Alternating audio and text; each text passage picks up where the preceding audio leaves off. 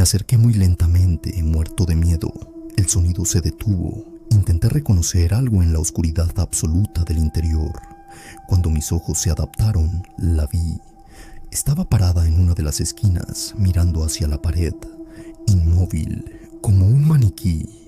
Algo se escuchó al otro lado de la habitación y entonces entendí que no estaba sola ahí dentro. Me aparté de la ventana con la sensación clara de que otra presencia ocupaba ese cuarto. Quise tocar la puerta del pasillo para salir, pero mi lado racional me sujetó. Respiré hondo y volví a acercarme a la ventana de la habitación. Carolina seguía en la esquina, pero ahora estaba de frente a mí. Sonreía. Me saludaba con la mano, como una niña. Algo no estaba bien en sus ojos. Parecían completamente en blanco. No dejaba de sonreír ni de saludar. Y entonces hizo un gesto con la mano. Me señalaba algo, como pidiéndome que volteara hacia mi izquierda, hacia el pasillo. Giré la cabeza. Frente a la única salida, parada en medio del pasillo, había una silueta. La misma silueta que unos momentos antes había sentido dentro de la habitación. Esa cosa se acercaba lentamente. Era una sombra, pero completamente definida. Yo no me podía mover. En ese instante, la puerta del pasillo se abrió. Entraron 2 seminaristas, acompañados del padre Carlos. La silueta entró lentamente en una de las puertas del pasillo y desapareció. Ellos no vieron nada, solo notaron mi palidez. El padre se disculpó. Me dijo que debió entrar conmigo. No quería predisponerme contándome que los demás aseguraban ver cosas en ese pasillo y en la habitación. En ese momento supe 2 cosas. La primera, que ellos no habían visto la sombra que estaba justo frente a mí. La segunda, que la mujer que habíamos visto afuera de la catedral, bajo la lámpara, era, o al menos se veía exactamente como Carolina. A la mañana siguiente, Rogelio me llamó de nuevo. Decidieron dejar de tocar el tema de Carolina y su madre en el programa. La gente había llamado sin parar la noche anterior preguntando por el caso. El obispo, a través del padre Carlos, también les dio noticias. 2 sacerdotes expertos en estos procesos vendrían a la ciudad para examinar a Carolina. Uno desde Filadelfia, el otro un sacerdote español que en ese momento estaba en Santiago de Chile. No podían hacer otra cosa que esperar. El estadounidense llegó pronto. El jueves de esa misma semana quiso ver a Rogelio y a Lino. Sospechaba que todo aquello pudiera ser un truco armado desde el programa de radio. Ellos me pidieron que los acompañara. Como no había otra hora posible, el padre aceptó reunirse con todos después del programa, a las 11:30 de la noche, en la casa donde se quedaría, en la colonia Chapultepec. La reunión no fue lo que imaginaban. El sacerdote se mostró calmado, abierto, tomando notas de todo lo que le contaban. No se inmutó ante lo que había pasado en cabina.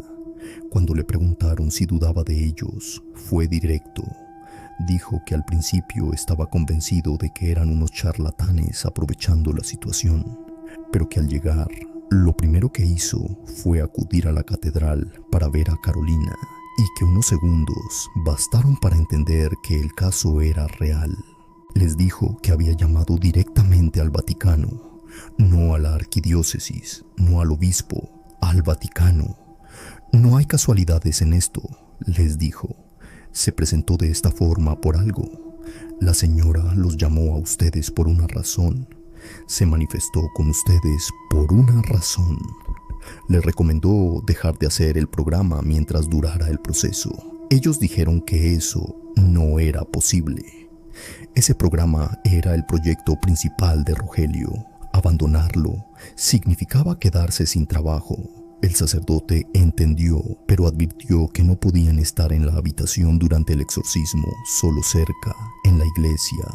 A mí me pidió mantenerme muy cercano y entrar si fuese necesario. Empezarían en cuanto llegara el último sacerdote, el único con experiencia real, liderando un exorcismo. El programa del viernes comenzó de manera normal. Por primera vez en toda la semana, abrieron las líneas al público. No tenían suficiente material grabado, así que se vieron obligados a recibir llamadas en vivo. Damián, al contestar, les pedía a quienes llamaban que evitaran mencionar el caso de Carolina y Carmen al aire.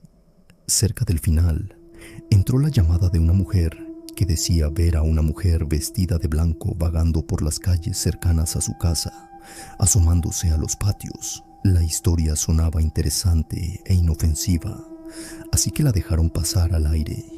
Poco a poco se dieron cuenta de algo inquietante. La descripción de su mujer de blanco era muy similar a cómo estaba vestida Carolina el día en que fueron por ella para llevarla a la catedral. La radioescucha dio el nombre de la calle donde vivía. Era una calle muy cercana a la catedral. Según ella, la había visto desde niña. Colgaron esa llamada y entró una más casi inmediatamente.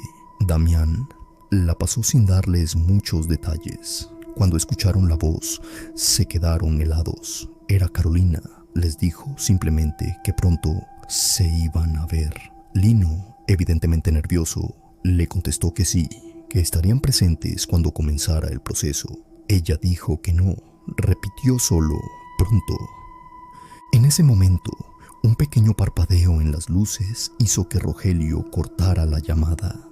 Lino siguió hablando con normalidad, cerrando el programa antes de tiempo. Al salir de cabina, Damián, Rogelio y una chica que trabajaba ahí estaban petrificados. Habían recibido una llamada de uno de los altos mandos, preguntando por qué habían terminado el programa antes de tiempo.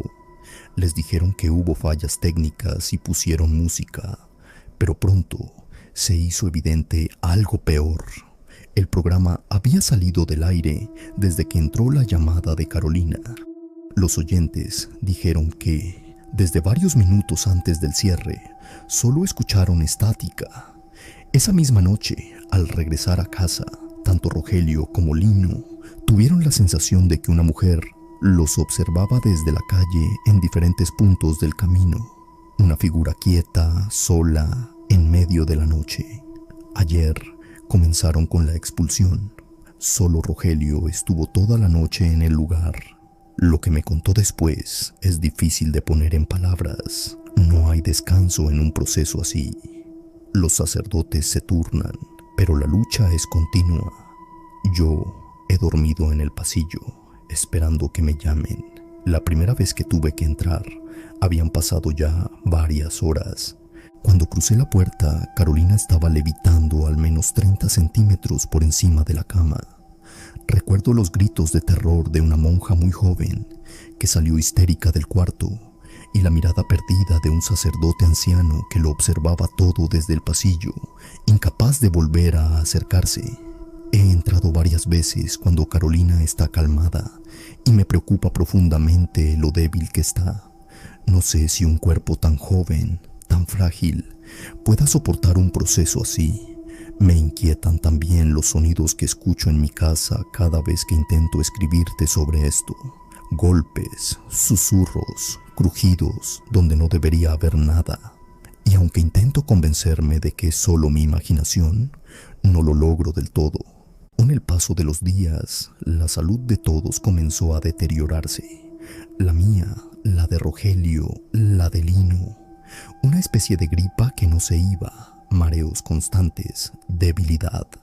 Parecía que nuestro cuerpo se iba apagando al ritmo del cuerpo de Carolina. Lo mismo ocurría con los sacerdotes y con doña Carmen, que se negaba a separarse de su hija.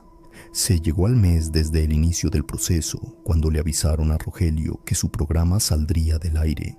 Jamás lograron recuperarse del impacto del caso, ni del miedo que les provocaba volver a tocar el tema.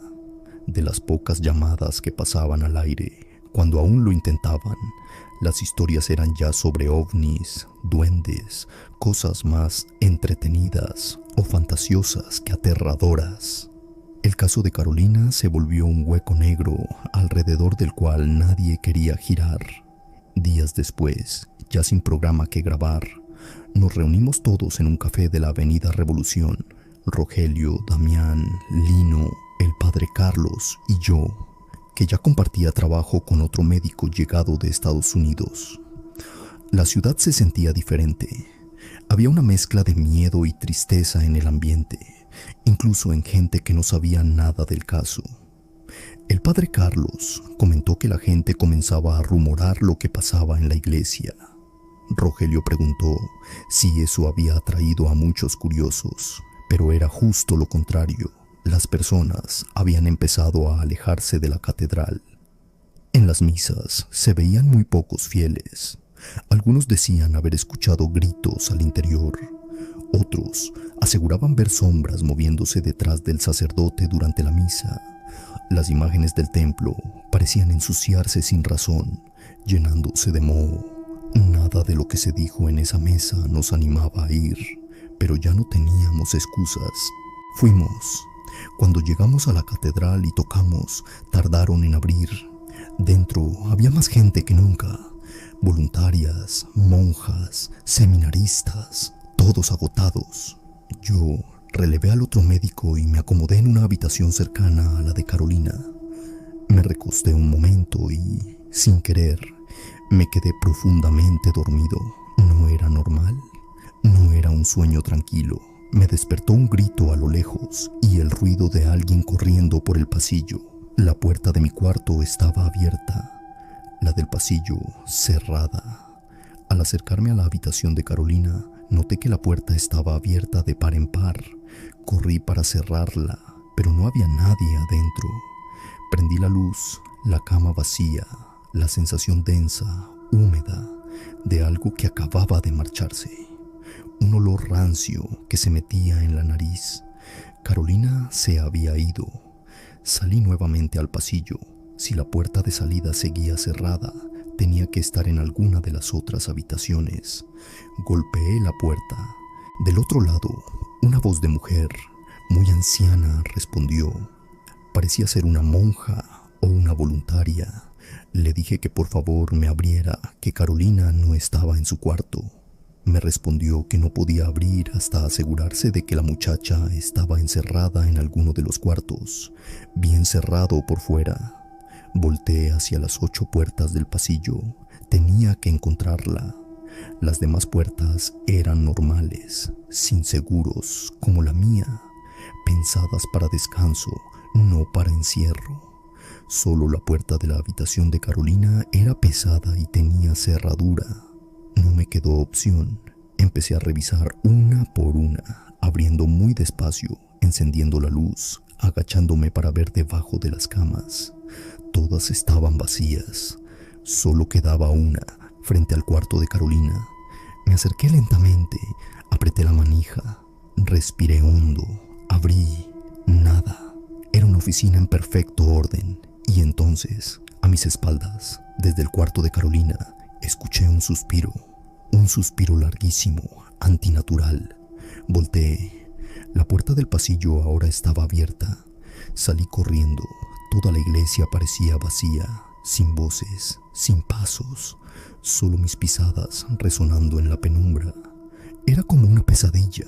Yo, corriendo por los pasillos desiertos de una iglesia en penumbras, mientras una muchacha poseída deambulaba por quién sabe dónde. Seguí los gritos hasta el altar. La puerta de la catedral estaba abierta. Salí a la calle. En la escena había varias patrullas sin sirena ni luces. Una anciana estaba siendo atendida en una de ellas. Vi, a lo lejos, a una monja y a un sacerdote corriendo hacia una esquina. Del lado opuesto, a unos 50 o 60 metros, vi a Damián corriendo hacia mí, empapado en sudor. Me dijo que Carolina se había escapado en un momento de descanso del proceso, que, cuando los sacerdotes salieron de la habitación, un alarido llamó la atención de todos. Carolina estaba ahora en el altar, burlándose, haciendo gestos, como si estuviera oficiando una misa. La gente entró en pánico. Cuando corrieron por los exorcistas, la perdieron de vista. Los gritos en la calle les dijeron que ya no estaba dentro. Carolina había huido, riendo por las calles cercanas. Cuando le pregunté a la anciana si era ella quien me había hablado a través de la puerta, me dijo que no, que hacía rato que nadie estaba dentro, que yo era el único ahí. Carolina se fue corriendo con carcajadas triunfales y nunca nadie volvió a verla. Desde entonces, el terror de saber que algo así, algo como lo que estaba dentro de Carolina, anda suelto en las calles, me atormenta. No puedo dejar de pensar en lo débil que estaba, en lo cerca que pudo haber estado de morir sin atención. Ese sentimiento de culpa me ha perseguido todos estos años. Cada vez que recuerdo el caso, necesito beber. Y cuando empiezo, no puedo parar por días, a veces semanas. El matrimonio no soportó eso. Mi esposa y mis hijas se fueron a Guadalajara. Y, eventualmente, este camino me está llevando a la tumba. Rogelio se fue de la ciudad poco después. Lo último que supe de él fue que producía programas religiosos en algún lugar de Texas. El padre Carlos también terminó marchándose. Lino continuó con otros proyectos de radio y, de vez en cuando, llevaba ayuda a doña Carmen. Hace años que Lino falleció. Todos los que sabían la dirección de Carmen o su número de teléfono han muerto o se han ido para siempre de la ciudad. Eventualmente, también se dejó de ver a Carmen, dejó de verse a la señora con la foto de su hija alrededor de la catedral, pero la historia no desapareció del todo. Vendedores ambulantes y gente que trabaja cerca de la catedral por las noches siguen hablando de una mujer de blanco que pasea por las calles a altas horas de la madrugada, asomándose a los patios y ventanas. Ellos no saben quién fue Carolina, no conocen el nombre de Carmen, no saben nada del programa de radio, ni del exorcismo, ni de la catedral. Solo hablan de una mujer de blanco que sigue caminando por ahí.